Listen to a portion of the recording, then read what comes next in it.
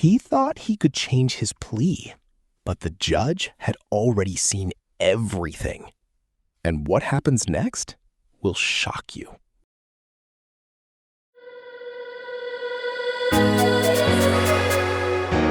This is the stuff out of a movie. This is what makes people have nightmares at night. And you instigated it. Devin McGee, cause number 38631. I'll wait for my client, but he's informed me that he wants to withdraw his plea. Yeah, I already know that. It's Sergeant Devin McGee. And Mr. McGee was previously in court, entered a plea of guilty to the first-degree felony offense of burglary of habitation with the intent to commit aggravated assault. And that was the agreement was for a cap of 30 years in the Institutional Division of Texas Department of Corrections. I have received a pre-sentence report. Has everyone had an opportunity to review that report? Yes, sir. I've also received, it looks like a letter from Mr. McGee that I have taken notice of, as well as a couple of, looks like some incident reports from the jail. Have you all had an opportunity to review those? Yes, Your Honor. Are there any additions or corrections to that pre-sentence report? Your Honor, the only additions that I would have is that I've received 2 letters from family members. I'd like to have the court have access to that before making a decision. However, I'd like to read from some of the letters as part of my closing. So I'd like to hold on to them, but then I'd like to present them to the court. They were written by 2 close family members. And then further, the only other correction in the pre-sentence report, I guess we need clarification. While the defendant was previously in court and pled guilty, he's informed me this morning that he wishes to withdraw his plea. I let him know that was up to the court. That's not up to me. So, Mr. McGee, when you were here before, you were sworn in by the clerk and asked you some very specific questions about your plea and whether or not you were doing it freely and voluntarily, whether or not you did it because you actually did what they charged you with. Obviously, you know that I sat through the trial of your brother, so I've seen all of the evidence against you that would be presented at trial. The videos, all of the things. And so I guess I'm not inclined to let you withdraw your plea. I want to know, though, quickly why you think you want to. I don't know my plea because I was informed, I found out that I can't get probation on this, and I thought I could. And that's not correct, Your Honor. He is eligible for probation. You are eligible for probation. I can get it. What? Affirmative finding of witness, I couldn't get it. If I make that finding, I can give you anything right now from a deferred probation up to 30 years in prison. That's the range of punishment. So you are eligible for probation. That is an option that I have. So that's whoever has told you that, you're misinformed. That is an option. All right, so I am not going to allow you to withdraw your plea. We're going to go forward with sentencing Mr. Nix. You may proceed. Thank you, Your Honor. Your Honor, in reviewing this, obviously the court has seen some of the evidence. It's not good evidence, but the one thing that I think needs to go in Mr. McGee's favor, obviously, is that he did take responsibility. He did plead. Obviously, he's gotten some bad legal information in the jail since we were last to report. But that shouldn't change the fact that Mr. McGee has had no criminal history other than some traffic citations and a few failures to appear on the traffic citations before this. He's never been in our system. He's never been on probation before. Never been sentenced to prison before because he has no criminal history. Mr. McGee did not live the same life that many of us have lived. And one of the letters that I received from a close friend, they've known Devin since 2017, so approximately 6 years. Not only did they speak very highly about how Devin typically put himself before others, and he had a very rough childhood, his mother passed away in front of him at the age of 27. They had no father figure. They were tossed and moved around with their 3 aunts from 2007 and 2017. They both suffered physical, mental, and verbal abuse from 2 of their aunts. Mr. McGee also has a 3-year-old child. He's never really stood much of a chance. He's never had a positive male figure in his life, and that's not my words. Those are the words of close friends and family members that have kind of written on his behalf. They were completely shocked and said that this was out of character for him to partake in this crime. They believed that he was following his brother. They said that this is not who Devin is. Obviously, the court has just what it has in front of them, which is the evidence from that case. And if you just look at the evidence in that case, obviously it's going to give you pause because of the nature and the violence that took place in the offense. While my client understands the law of parties and he knows that he's just as responsible for whatever his brother did that day, I will say that he was not the aggressor or the main aggressor in the situation. The crime that they committed was despicable, and he would agree with that. He thought that he was going over there to retrieve stolen property. He did not know that his brother was going to start shooting. And in visiting with Mr. McGee, I believe he was also a little afraid and didn't know what to do in the situation once it started going further and beyond what he thought it was going to be.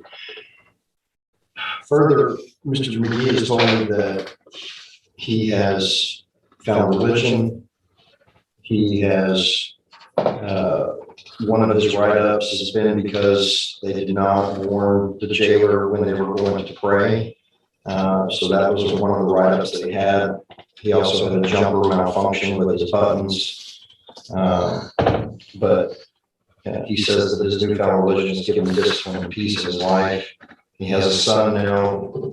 He apparently did not know about that. I believe he became aware of that while he was incarcerated. The child was 3 years old. And he would like to have some sort of a life with a son. I would suggest that he get 10 years deferred adjudication probation, and if he messes up even one iota, he's got a full range to deal with it. So I would suggest that he get 10 years deferred probation, be put on intensive supervision, zero tolerance, and actually be given a chance, because based on his criminal history, this is not who he is. This is not. And I hope the court doesn't take into account the fact that he tried to withdraw his plea today. I think he got some bad information. No, worry about that. Yeah, he got some bad information in the jail, but he is eligible for probation. I would ask that he get probation. And I'd give Mr. McGee a chance to address the court and explain why he should get probation. I would love to hear this.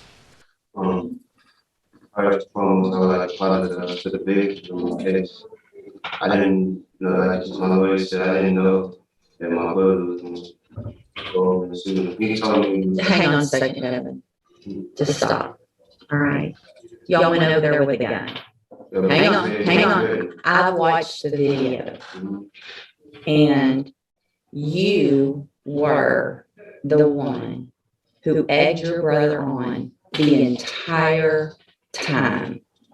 I'm not even sure that your brother would have done what he did had you not been there. Just in his face, do it, do it, do it. I've seen it. Hang on. I've seen it. There's probably nothing you can say right now that's going to help anything, because all you're doing is trying to not take responsibility instead of taking responsibility. Ms. Malvino. Thank you, Judge. You just took the words right out of my mouth. All right. For having no criminal history, we saw him go from 0 to 100 in a matter of 2 hours. On behalf of the judge's family, we appreciate the court taking the time when we address Devin's case to carefully consider all that evidence. This is a unique situation where I really feel like I need to argue with the SI. You have everything in front of you. I know you recall it. I know you remember it. I know you know the violence there, and he was responsible for those actions. He needs to be held responsible. I appreciate Mr. Nick's argument. I respect him immensely as a professional. He's just doing his job. The words probation are just absolutely ludicrous for this case. I think Jason said it best when he told you this is not a gift to Devin. This is a gift to them. To let this be over, to stop the nightmare. They deserve to have some peace from this. Your brother's gone for the rest of his life. You gotta be glad your exposure is 30 years, and that's not a gift to you, that's by the graciousness of this family. The judge on their behalf of the last 30 years and the overnight Devin. Your Honor, I'll present the two others.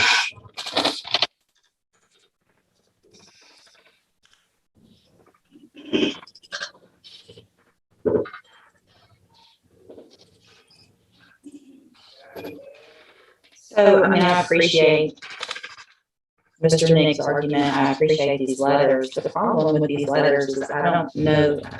I wish that they hadn't seen that the people who are saying what a good person you are and how much remorse you supposedly have, and that you've taken responsibility, saw the video of what happened that night. There's not a whole lot of times here in court that with cases we have the opportunity to have pretty much every single part of an offense on video, right? And that makes this unique. It's unfortunate probably in some cases that we don't, because probably other people who've done similar things get maybe some breaks that they shouldn't, because we don't have all of that.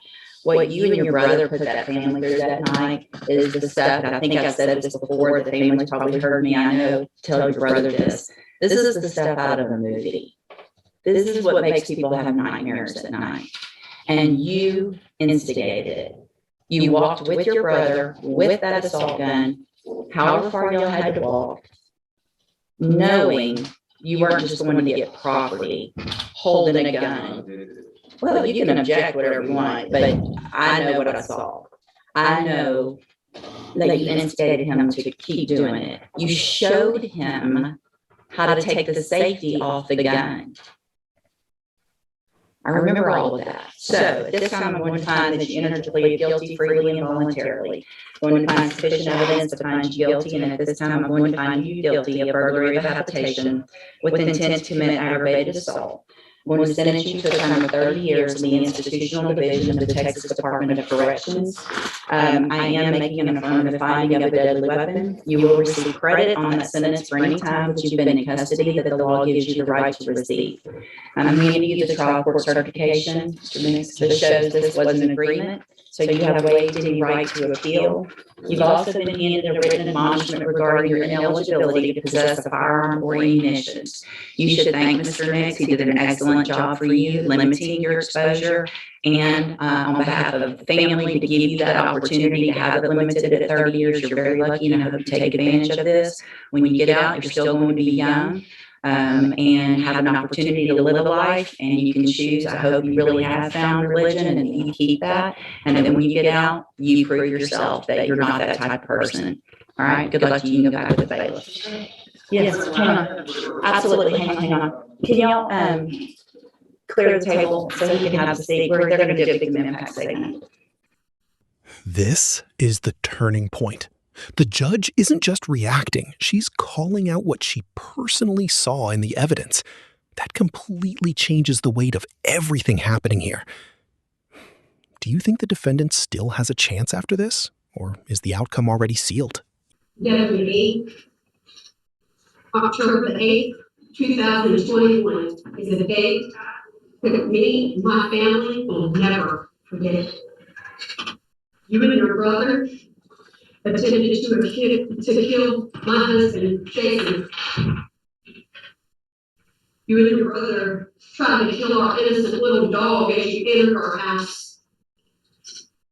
Prior to entering the home, the same very home that Jason and I built for our family, that we raised our family in, raised our children in, and it also became the home of our grandson, your nephew.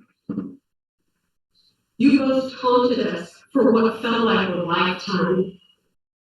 I will never forget the sounds of bullets spraying through our home. I will never forget the visual of seeing my love, my soulmate, my husband, the father of my children, the grandfather of my grandchildren, slumped down in a bathtub filled with blood. Glass shattered everywhere. The sight of spent casings and shattered glass. Spent casings that kept being discovered long after the crime was committed. You two had one goal in mind that night, and you both know that is correct. The goal that you both had was to kill every one of us in the home that night. And I'm here to tell you, look at me. I'm here to tell you you failed. You are worthless. We have a very small fraction of our many supporters that are here today to see justice through. That we're here to see justice through on your brother as well. Our lives are forever changed. We'll never be the same. But one thing that we can take pride in and knowing and going forward in is that justice is served.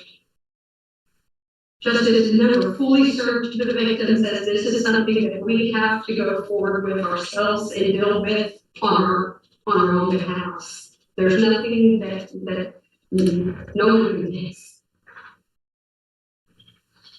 I hope that you are filled with fear every single second of your life. I hope that every time you close your eyes at night, you see my face, you see my husband's face. We are survivors of the crime that you and your brother purposely committed that night. And I'm here to tell you, don't ever mess with the Lord's creations. On behalf of my husband and I, and on behalf of our family and friends, we want to give our immense gratitude and sincerest appreciation to Port Neches Police Department, Neighborhood Police Department, Groves Police Department, Port Neches Fire Department, all medics involved, Jefferson County District Attorney's Office, Philip Smith, Ashley Molfino, investigators Troy Robinson and Brandon Crowder, Port Neches Police Department Detective Scott Thompson, Christy St. Elizabeth Trauma Physicians, and last but not least, to you, Honorable Judge Raquel West, thank you for all your support. Good luck to all of y'all. Thank you all. You can go back with bail.